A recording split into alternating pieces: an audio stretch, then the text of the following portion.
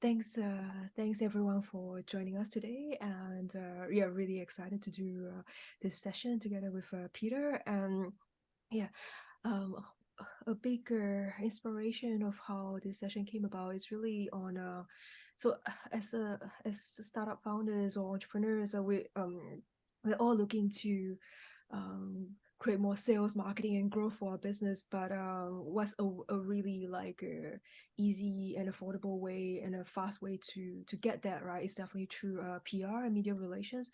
But that's almost an area that's new to many people, and it's like a mystery to many people. And so today, Peter will really walk us through on how we can create instant credibility for our startup. And yeah, and so feel free to pop in any questions or challenges that you face in this area, and we'll also have some time towards the end of the session to run through the pre-submitted questions.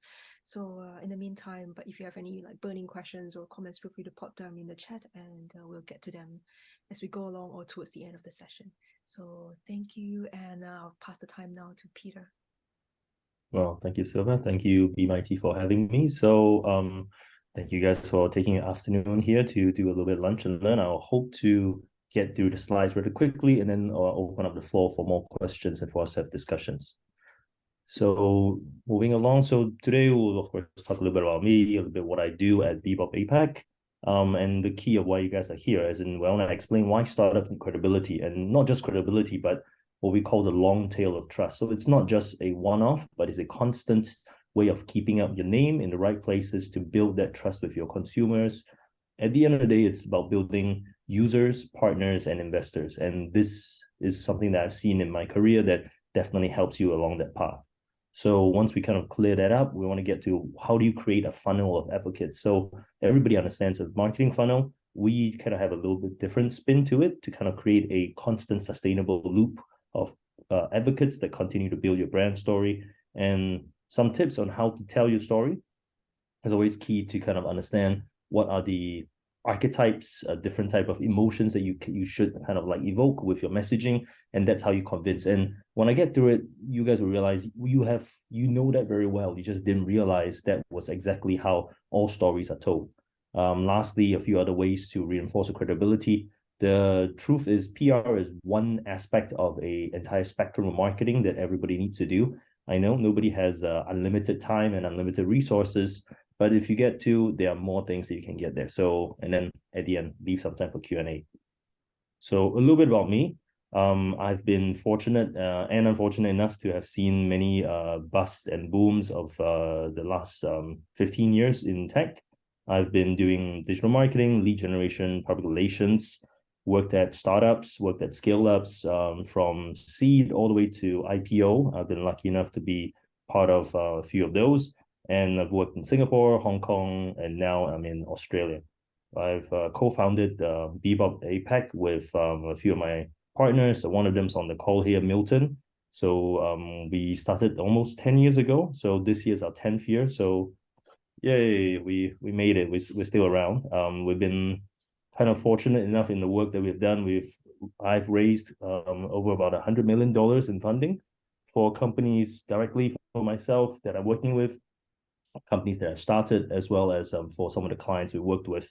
And we've been kind of lucky enough to have done global campaigns for Revolut, Payoneer, Wantedly. We're working with the Korean government. So we do quite a lot of work in that space, but very much in the tech space, helping companies, helping startups to scale, grow, and kind of share their vision. We're about 10 team members across Southeast Asia and Australia. Throughout COVID, everybody kind of like, spread out. So we are covering the Southeast Asian region as well as AUNZ. So that's a little background on me. So first and foremost, I got to start this webinar off. I'm sure you guys have seen this chart before. Fast, good, and cheap. You get to only pick two. You can't choose all three. It doesn't exist. So the name of the webinar is how to build instant credibility, which is correct. You get fast, you get good. It's not going to be cheap. So, or the alternative, it's fast, it's cheap, not going to be good. So I'm going to put a disclaimer. It's not that you can get instant credibility through PR, and then manage to get all three of these, you got to pick two. So something to think about. But I'll get into that later on, and I hope to explain why very clearly. So let's get into it. What is credibility? So credibility is when you have three scenarios. Salesman tells you, I'm very smart. Salesman tells you, I'm very smart. I'm very, very smart. And then the last one is, trust me, he's very smart. One of these scenarios is very clear what credibility is. And in our perspective, I'm sure it's different from everyone, is the last one. It is when someone else tells you, you are credible, you are smart, you are worthwhile. That's credibility. And what we want to be able to show you is that with your business, the first one is marketing, when you tell someone you're very smart. The second one is advertising, when you repeat the message constantly, repeatedly over again. Third one is credibility, and to a large extent, PR, is when you have someone else tell you that this company, this person is very smart, very worthwhile. So why do you need credibility? A little bit of stats behind that. First is increased engagement. These are statistics that we kind of gotten over the years, and this is something that we have seen. You get increased engagement because 83% of buyers value the recommendations of people they know. You understand this because before you buy anything, you obviously go online and you look at your friends. So if your friends bought it, you're like, oh, what do you think about it? And you believe people that you know, even if they are wrong, even if they are non-experts, but you believe that. That's credibility. 92% of consumers now read online reviews. I kind of believe that number is probably even higher than that, but you don't buy anything without first Googling it. You don't buy anything without going on some forum and seeing what people says. And then lastly, 66% of buyers trust trusted consumer opinions posted online. So there's a huge, more than 2/3 of your audience would believe somebody else saying good things about you. This is credibility. Somebody telling you that someone else is great. You don't have to know it for yourself. You would trust someone else to tell you that. So moving on. So how do you boost credibility? I've kind of talked about three things: advertising, marketing, and public relations. So advertising, I think we all understand that. It's a mass media, TV, radio, newspaper, billboards, internet. It could be a variety of paid. It's usually expensive, as we would know. It's external, so it's not a kind of your own medium. You're using somebody else's TV. You're using somebody else's TV channels. You're using somebody else's website to kind of spend your message. It is to sell through promotion. So you're trying to tell people, come on, I'm really great. Come and buy my things. Here's the price discount. Here's what we do good, what my unique selling point is. And it's very one-way communication. You are talking to your audience doesn't talk back. Next, we move on to marketing. So marketing, you use branded materials. So like brochures, flyers, banners, newsletters, and all. So still typically paid, but there's a range of costs. If you're using your own newsletters, maybe it's cheaper because it is not expensive. But if you have to print brochures, put up banners or posters, what have you, those have a price. You can build a very targeted audience. So you can choose a target of who you want to reach out to based on the principles of 4P. So where do you want to promote? Where do you see your audience? You can choose where they are seen, where you want to be kind of put up. It builds and maintains the markets, and then it is a way for you to kind of have that feedback as well. You see your newsletters getting read, you see your flyers getting picked up is part of that, but still very one way. So I'm not saying advertising marketing is wrong. I'm just saying these are the differences. And public relations, specific tools would be like doing a press conference, writing a news release, getting a feature story, using social media. It is free or in sometimes low cost. You could do this yourself, which is what I hope that some of you guys would try to get into as well. It is external, but it's public. So people get to see it in places like the newspaper, in online reviews, in TV, so on and so forth.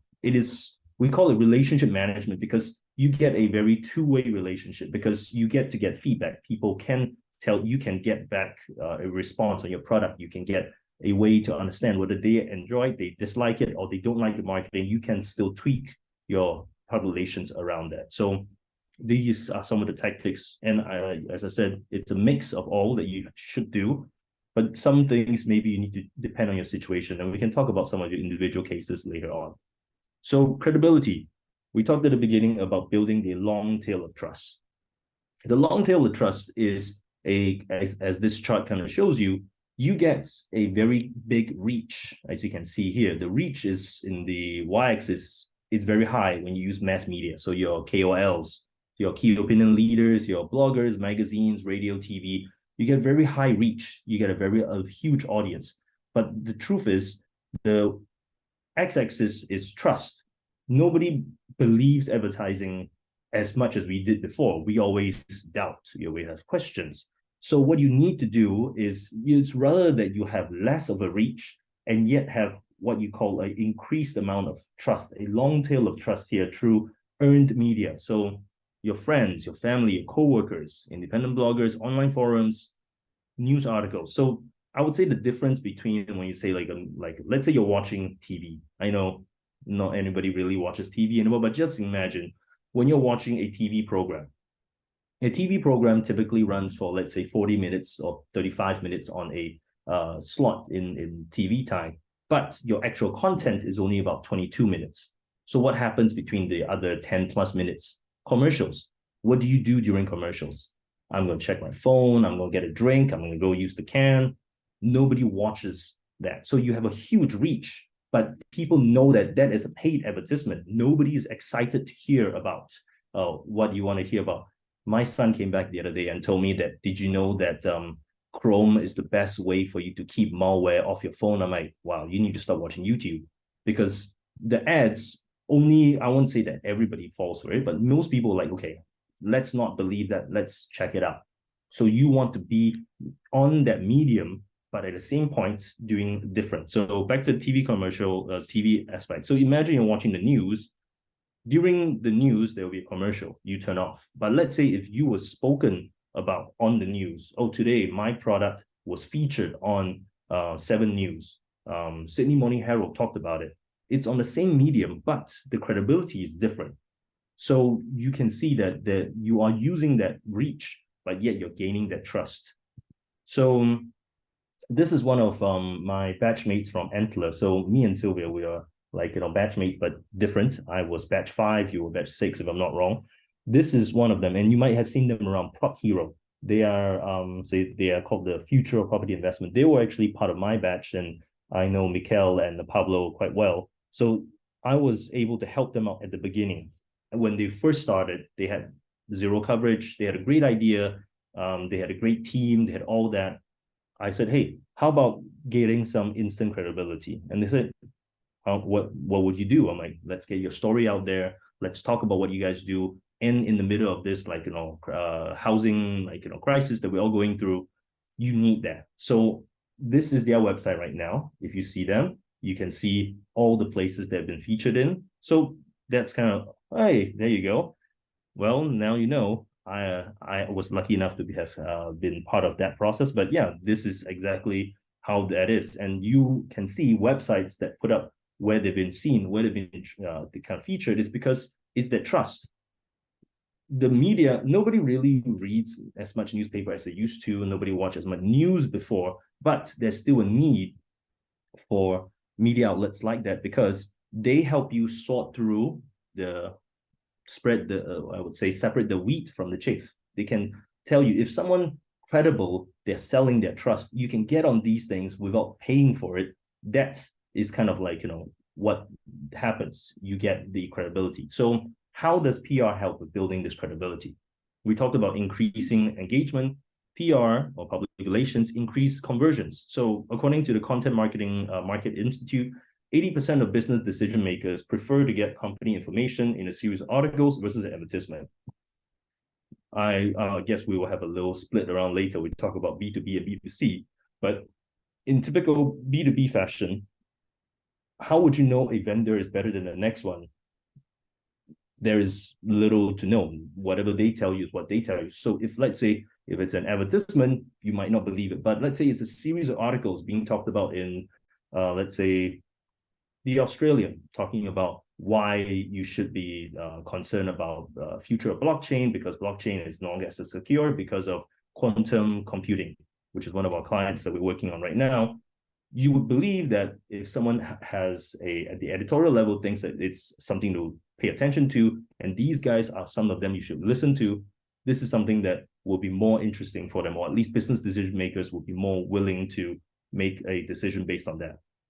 A chief marketer report found that content most effective at moving prospects through the B2B sales funnels are articles and blogs, not paid advertisements, not commercials, not like, social media. Written content that is in-depth and, of course, educational.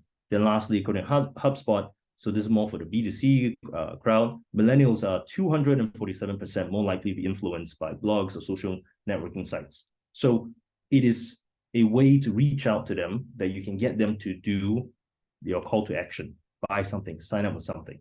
This all kind of like moves that needle towards that outcome. So we talked about credibility, we talked about like why necessary. So how? And then why do you want to create a funnel of advocates? So this is our PR funnel, and we kind of use this all the time. It's very old, but still very useful. So let's go over the why first. So it is unbiased. When I pay for an ad, it's obviously clear that I want you to buy something. But when an editor talks about your product in a positive light, it is unbiased. You believe that there is no financial gain for someone to kind of do the work. So it is a simple way for you guys to see that this helps. It sets a tone for other media. Other media outlets will follow. I'll have an example later on this, but if someone else talks positive about you, it's more than likely other media outlets might pick up on that story and continue that trend, unless something is really, really wrong, or a journalist is being a bit of a I don't know how do I say that without swearing too much, being a ass. I think ass is okay, that's still PC. They will go after you, and I have examples of that as well. But otherwise, mostly you will set a positive tone for other media to follow, so you get more of that. It drives the desired traffic to you. If you think that, or if you know where your audience is reading, you get a story in that medium, the right audience will naturally go to you. And we'll talk about that around how SEO and ads traffic to you guys. But effectively, this is the right people you want to find, they will then go to you. Lastly, if you complete this loop, you build an advocate that will start going over again. So looking through the funnel, so what we call stage one, you generate leads through social. So social media is clear, Facebook, Instagram, so on. Earned media, this is where we kind of work very much into. Earned media will be getting your stories published on the newspapers, on TV, on the internet, online publications, and so on. This is earned media. Owned media will be your website and your blog. Paid media would be advertising, would be SEM, and so on. So this is at the first level where you generate leads. This is where people comes into your funnel. Next, you want to engage them. So now that you've got them, their interests, drive them to your own media, website, blogs, educate them, teach them more about what you do, draw in, collect their details, collect the information. Then next, follow up. This is when you hand it over to your sales team, or possibly still going to be you, but your sales process. Follow up, give them some information, tell them, hey, why don't you download this? Why don't I give you some free information? Why don't we have a free chat? And then let's have a conversation. Then lastly, time to be what we say, always be closing, time to close out. Here's my offer, here's my deal, why you should buy it. And then collect that information, having people happy sales, happy results. They become advocates for you that you can then turn it over into the next round of the funnel. So someone says, I really enjoyed using your product. This is fantastic. It's life-changing. Get that testimonial, put that into your social media, sell that to you as a earned media piece, get someone to write about it, and then start that whole process over again. So far, so good. Yep, I see the messages. I'll get to it in a little bit, but I'll finish up here. So creating a funnel, this is what everybody understands. This is how you can do that exact same thing too, as part of your process. So when we talk about gaining advocates, why do you want to do PR? Another big thing, like what I mentioned before, is about SEO. So search engine results page. The truth is, ask yourself, and when you're looking up something, do you ever look past the first page? Answer is probably no. If you're not specifically looking for something, you're just like, hey, how do I, what electric vehicle should I buy? and you type that into Google, the first page, that's the only one that you're going to really look at. You're not going to look beyond it. So that's why it matters. And then why it matters through media is because these media outlets are definitely going to be on the first page. And if, let's say, they give you a backlink, that means they link your name or link a certain term to your website, that is media gold. You basically have a direct access to all the leads that someone wants to get, all the leads that you're interested in a high traffic website that will come to you. So those of you who understand a bit more, you understand. So you have a high domain authority. So domain authority is ranked between 1 and 100. This is how strong your site is. The easiest way to explain that is how prominent your site is for this kind of term, or for this kind of traffic. So you are seen, the higher the domain authority, the more credible Google thinks your site is. So imagine like Sydney Morning Herald with a domain authority of 90 of 100 to 26.4 million visits a month. Your article shows up. This would then send a link, let's say, or mentions your name. This would be helpful for your own ranking onto your page run. So the more of these that you have, plus more of the backlinks you create, you can get a higher ranking for your keyword, for the words that you want to have. So AFR is 87, 10.4 million per month, and the Australians 86, 7 million per month, approximately. So this is the reason why you want to do that, not just get a feature in a newspaper, which is great. But I would say if that newspaper print is also translated to online, that gives you more value than the alternatives. So that's one. So an example, so we talked about earlier how we work for the Korean government. So this is their annual tech accelerator, where they're trying to drive startups from across the world into Korea. And this was the one that we did. We did probably like 3 of these in the last 4 years. So we created 2 media content. We did a press release, we did a thought leadership piece.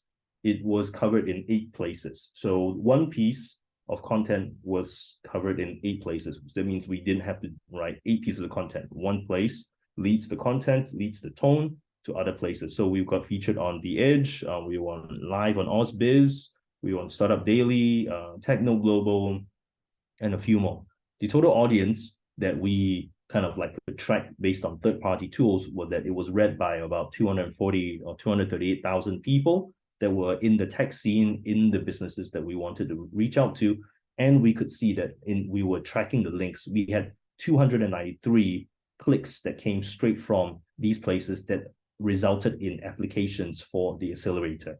So this is one example we have out of, I don't know, hundreds of those, where you could see that being able to be in the media leads directly to conversions on what you need. So could be for sales, could be for investors, could be for users, and in this case would be for applicants for a accelerator, for people who would eventually go to Korea to try to set up their business there. So I think I'm getting to the end of my slides. I will get there soon. We'll talk about stories. So right now I'm going to go and check into the chat. I think there's some conversations going on here. So where else? Where should I start? Okay, so we were talking about earlier Prop Hero. So great to hear that you actually did. I hope that that worked out well. So any experiences, any good or bad, please let me know. I'll gladly feedback to the founders. It's like a speed dial to the farmer. This from Claire, as you were covering, so it's like on is podcast interview like PR as well, because her niche is anxiety, and sometimes it's just easier to chat about it in podcast. And she has a second question after that. Yeah, sure. So yes, podcast does count as PR. Podcast by definition means it's a bit of a niche audience, which is good, but at the same time, niche means it's small. So unless you're like on Joe Rogan's podcast, which is millions of people kind of on it, and you have something really unique to share. So that's how you get on Joe Rogan's podcast. If you would like to get on Joe Rogan's podcast, you got to be Elon Musk and you have to smoke a joint on air. That's how you get there. But podcast, it counts. But I would say that if you want to be on one, definitely choose one that is clear on the audience and of course the reach, because they are not going to have, beyond the subscribers they have, they'll have less of an audience, but definitely worthwhile.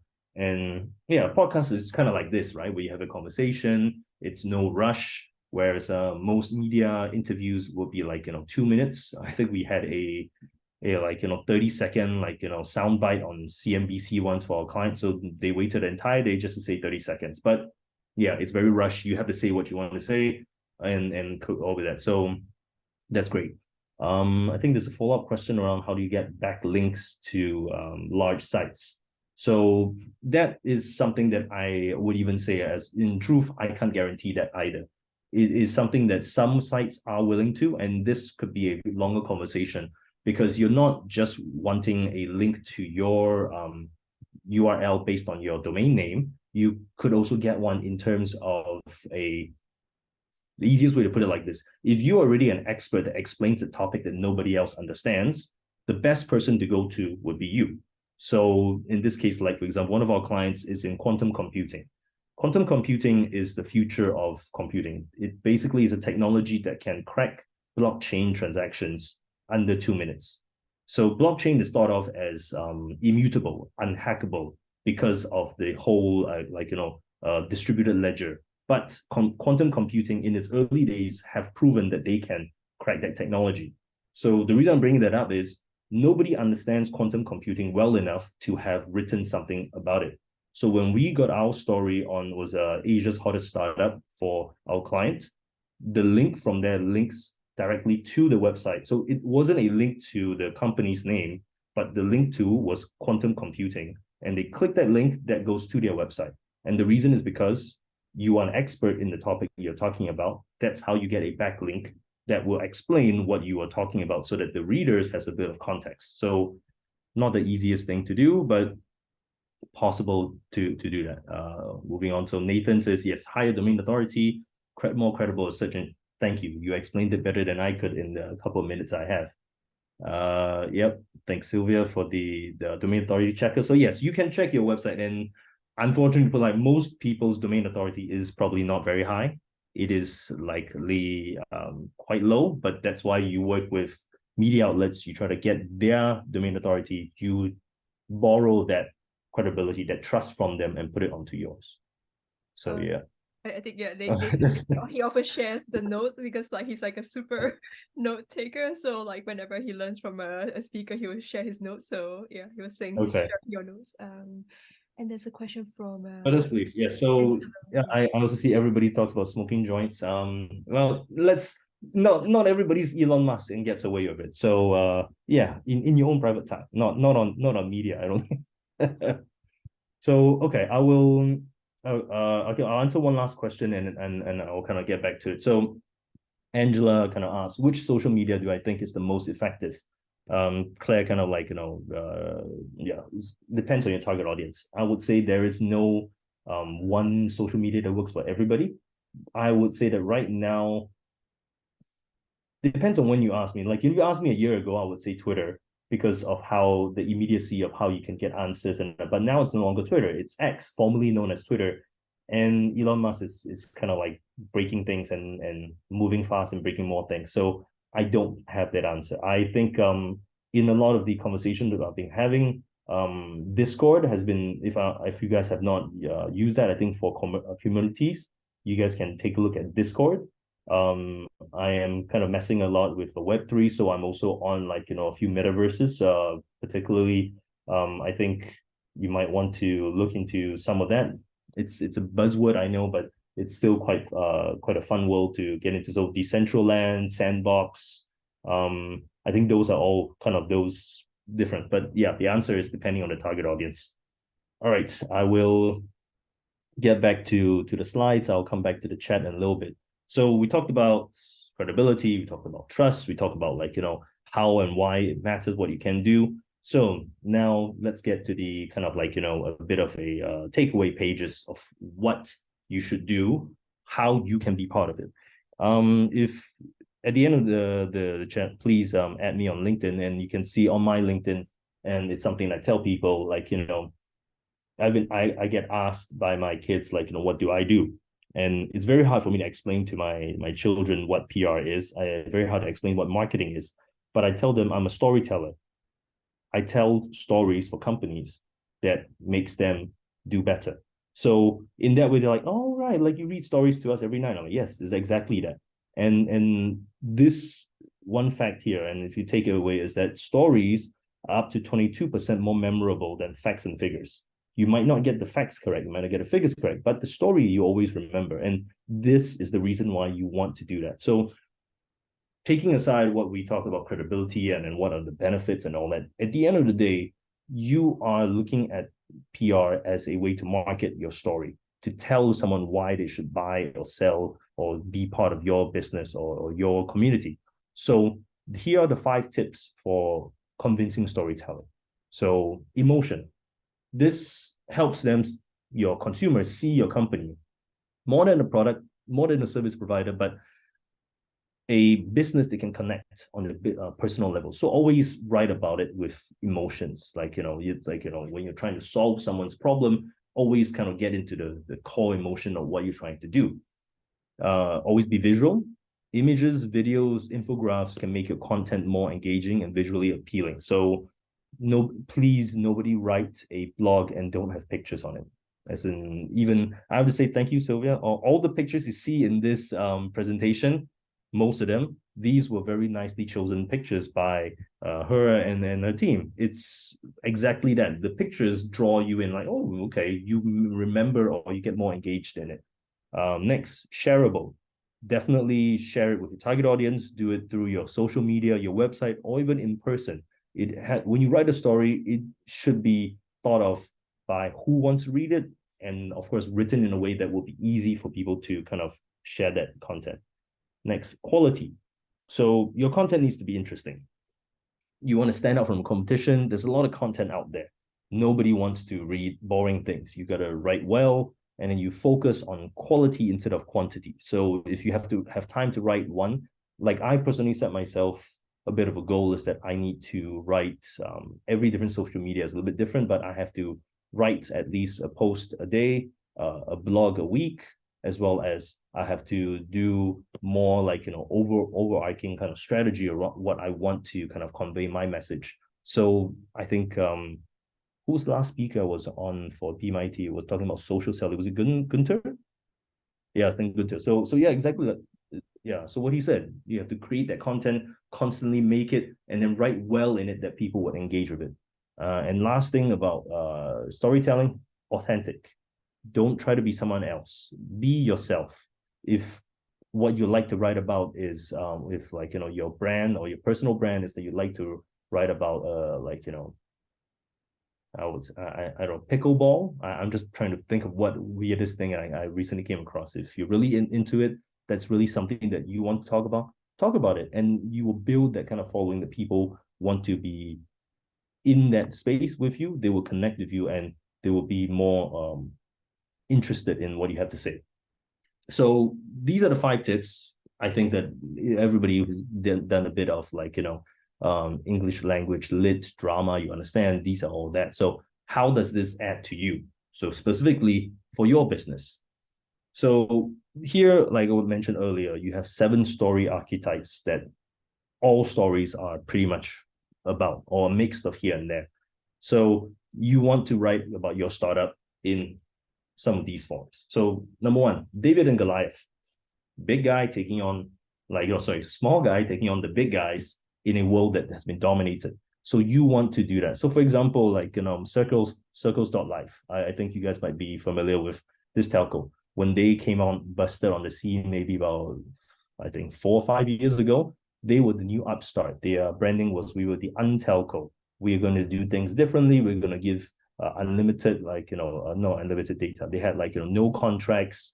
They had lowest fees and then highest data, so on and so forth. So they positioned themselves as we were the David, we're taking on the likes of Optus and Telstra and all that. So that was how they got in. We worked on some of their content marketing as well, and we knew that was how they want to position. So we pushed that angle that if you don't want the same old, you want a new, something that challenges the status quo.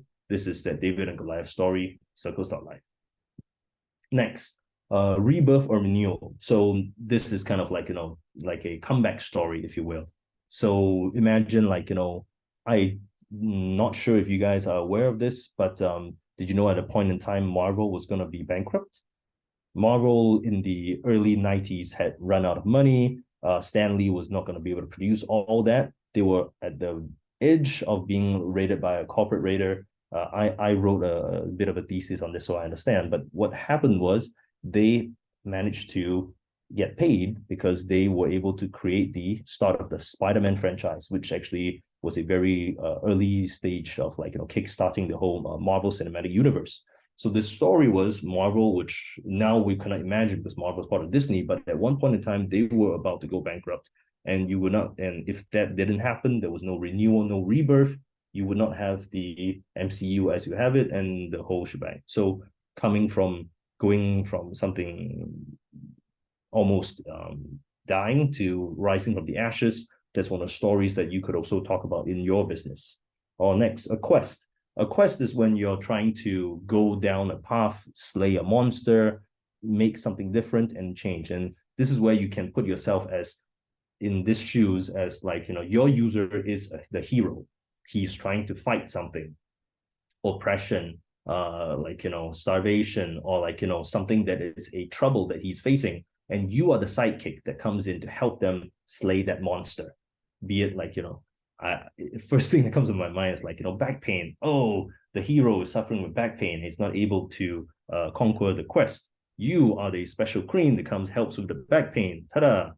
And then that's the kind of story that you can sell.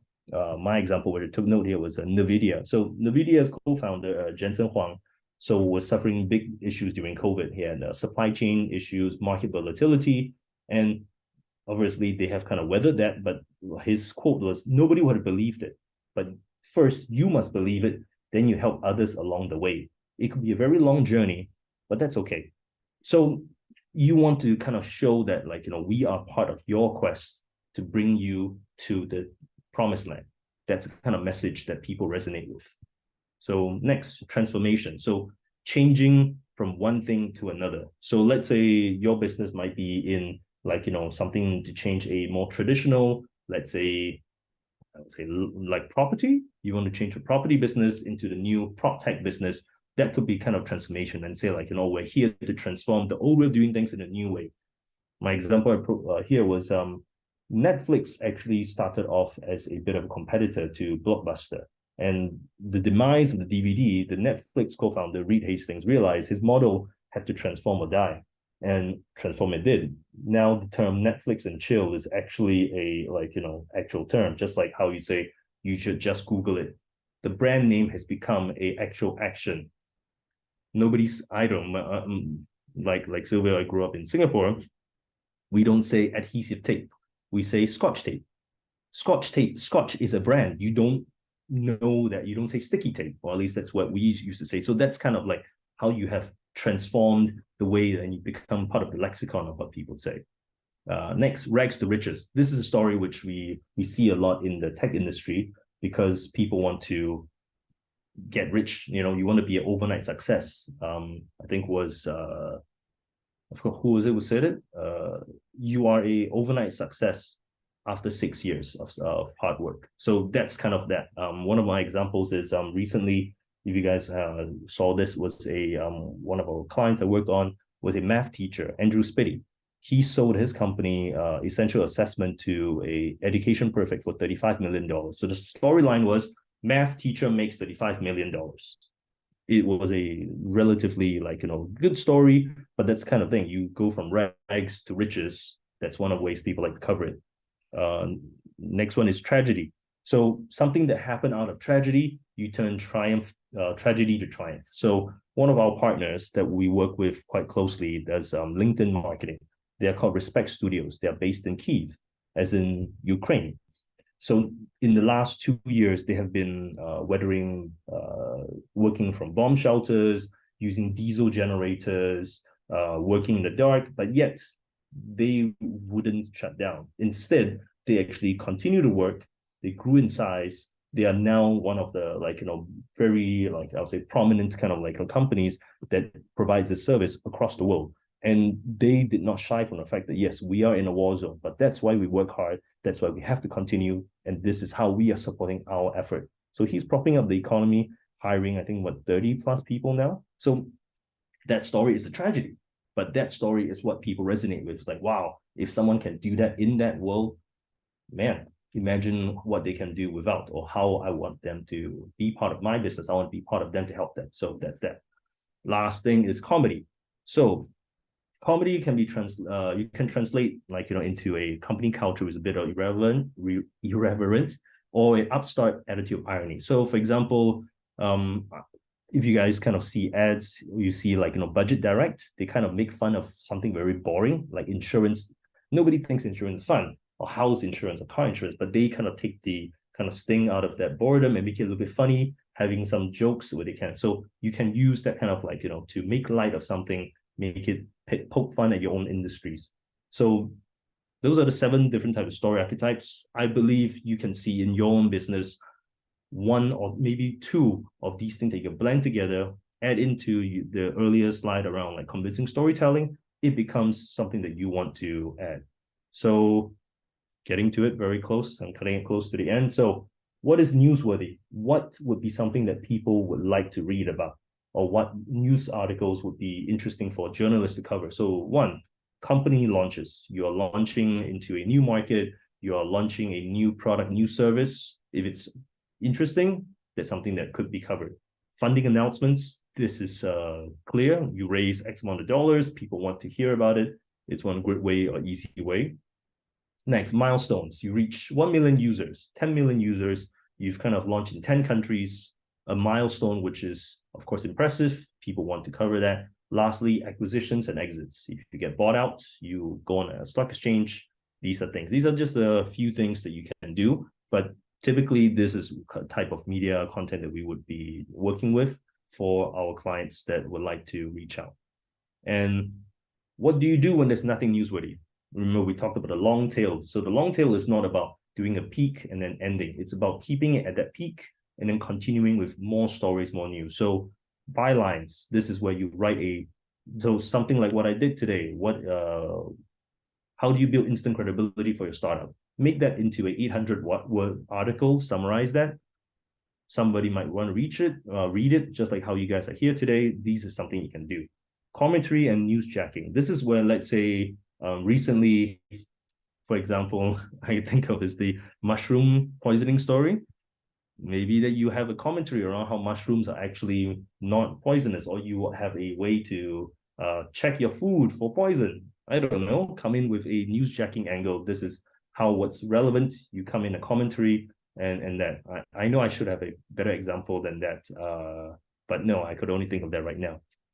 Research. If you have any research on your own user base, on your target audience that you have learned. So like, I recently did a research on 2,500 different students who that recently graduated. They feel the need to upskill themselves because of the onset of AI. That will be interesting research that media would like to cover. Events. You have a company launch, you have a new store, something that you can do, and then make that, if it's a big deal, you can also make an announcement around that. Owned data. So this bit is, let's say, for example, you have seen, so Google runs every year their top 10 search terms for each country. That becomes news because you want to know what people searching, like, this year in your market. That is one way to make news. And lastly, customer stories. So like I mentioned, the advocate story. If you have somebody who really benefited from your product and is willing to be a face for you, that will be something that you can share. That will be something that people want to hear about. It becomes a featured story around that. All right. So last slide is the comprehensive marketing mix for credibility. What can you do for credibility? Short answer is everything that you do will add to it. I know today I've only covered earned media, which will be media relations, influencers, investors, bloggers, link building, word of mouth. But you can also even paid media to a certain extent. Repetition does count. You want to be seen in places where more audience is, and you want to have that kind of like visibility. It is all about getting more of that brain space in your customer's mind, but then that is over repetition. Old media, definitely ensure that your website is tip top. You ensure that your social media is there with all the right links. I would say a free tip here is definitely have a call to action on your page. Either have a chat bot, have a pinged offer, something to capture someone's attention and get their information that you can put into your marketing funnel. Then lastly, of course, shared media, or in this case, social media.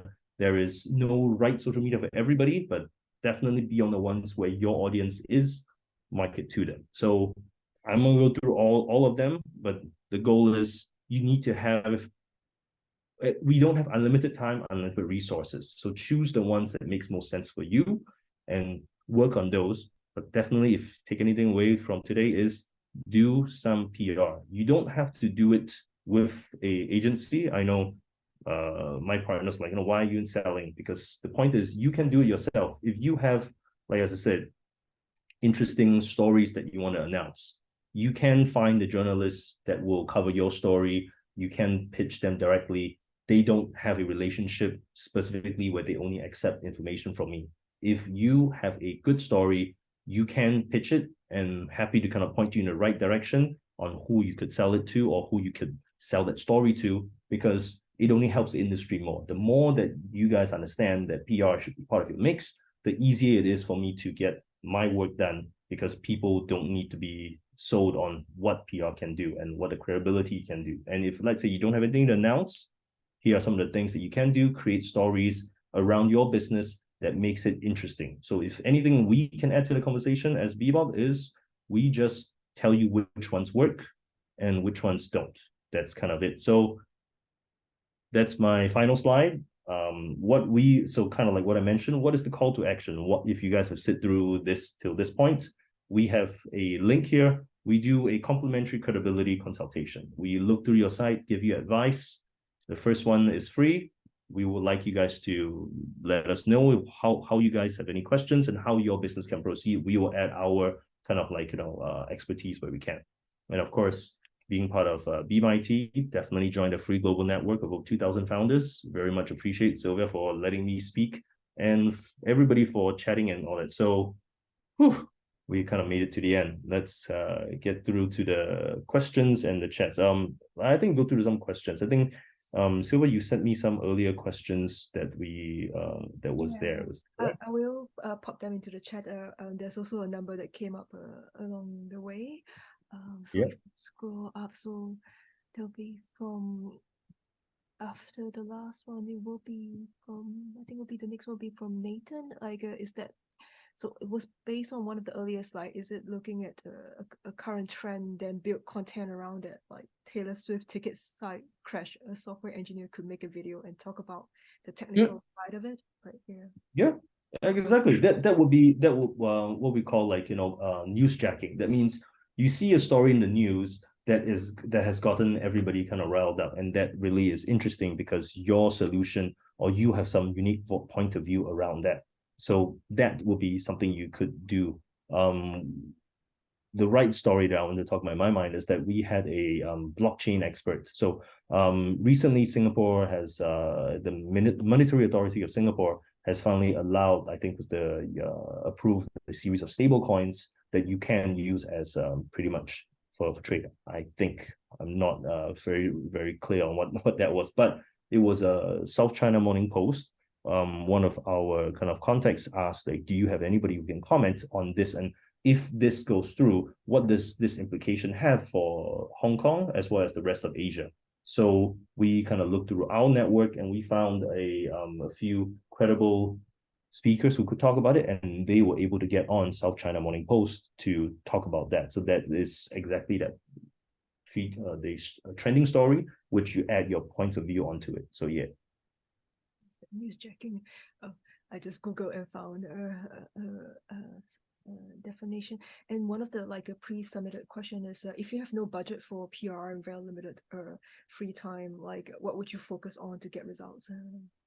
Well, time is relative, right? Like, you can always find time, just whether you want to. So the hard part here is finding the story. Is more like what I mentioned earlier in the slide. What is newsworthy, and what it would be something you want to get to. So let's say if you have, like, we do maybe what, 150 announcements a year, probably, I would imagine, with our clients. But each of these clients probably don't have more than 3 or 4 things to announce a year. So I would say my advice is, figure out which one of these things, the company launches, funding, announcements, milestones, acquisitions, which one of these that you want to fit into, or a non-news situation where you want to create. So figure out what that content is, and then focus on that. A small startup at the early stages or up to series A or B, you probably have 1 or 2 stories a year that will be worthwhile to announce. And that would be something you should focus on. Yeah, you don't need an expert to come and kind of write the content for you, but you do need, like, to know, if you're going to choose your effort on these things, it has to be something that someone else, or at least somebody else, can point to you. Yeah, I'm keen to find out more. If you want to talk about, like, oh, your special AI tool has this special ability to do something, but nobody cares about it or nobody wants to write about it, it's probably because it has not that appeal that helps people, that helps the reader. So if you want to focus on that 1 piece or 2 pieces of content, write it well, have someone else validate that matters to them or that would be interesting for a certain target audience, then you can always easily find the editor or producer who has written a story similar to what that trend of stories you have written, and then their address will be on the website. As I said, you don't need us to do that. You can find that out yourself and then pitch it. They will tell you they're interested, or I hate to tell you, more than likely they're not going to respond, because we live in a world of rejection. I probably get 1 in 10 emails read. So even someone who does this all the time will tell you rejection is the name of the game. So if you don't have the time, you can ask for an expert to make it a bit faster. But otherwise, you can definitely do this yourself. And at this early stages, you can definitely get the coverage that you need with a good story. It's really great to know, like one in 10, so that at least when we get rejections, Yeah, so don't feel so bad. I just as I said, I send out 150 announcements or media content a year minimum. I would have to get through what 10 times that amount of contacts to get their stories covered at least. So it is the name of the game. It's really helpful. And so one of the pre-submitted question, which also ties into Claire's question that she just added. So Claire's question is like, yeah, who do you pitch to when it comes to magazines? The editor. I think you did kind of briefly mention that, and that kind of ties into the other pre-submitted question, which is what place do white papers and policy papers play in terms of credibility, and are they worth investing time in? How to know which publications to target? Yeah. Okay, there's a lot of things in there, so I'll take one piece at a time. So first, white papers and policy papers worth it, depending on the industry.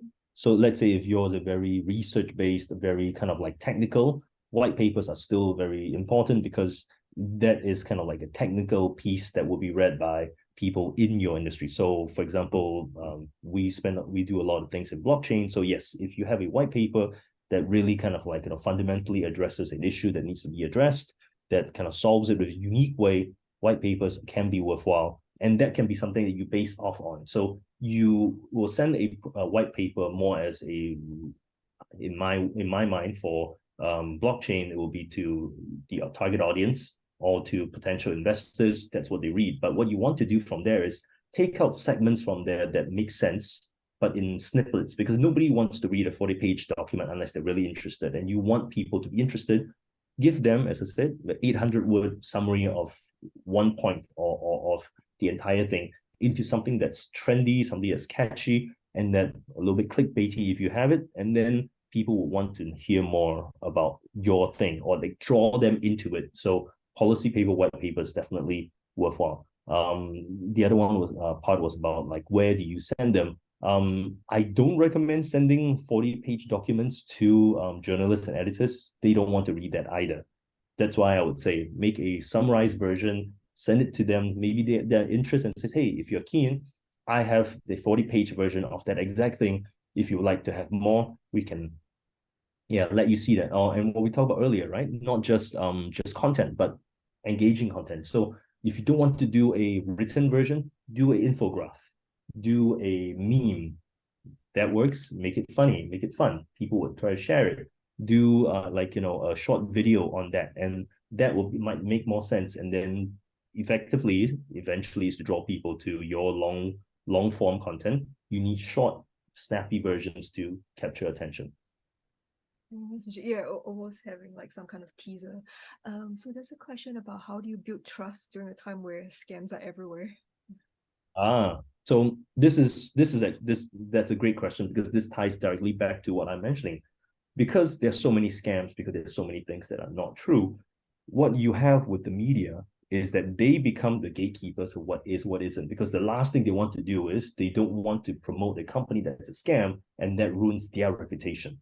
So if, let's say, Nine News goes out and or Seven News goes out and covers a story about this farm that does XYZ kind of things, does lactose free milk from cows, so on and so forth, and you find out that it's not true, it looks really bad on them for not doing their homework.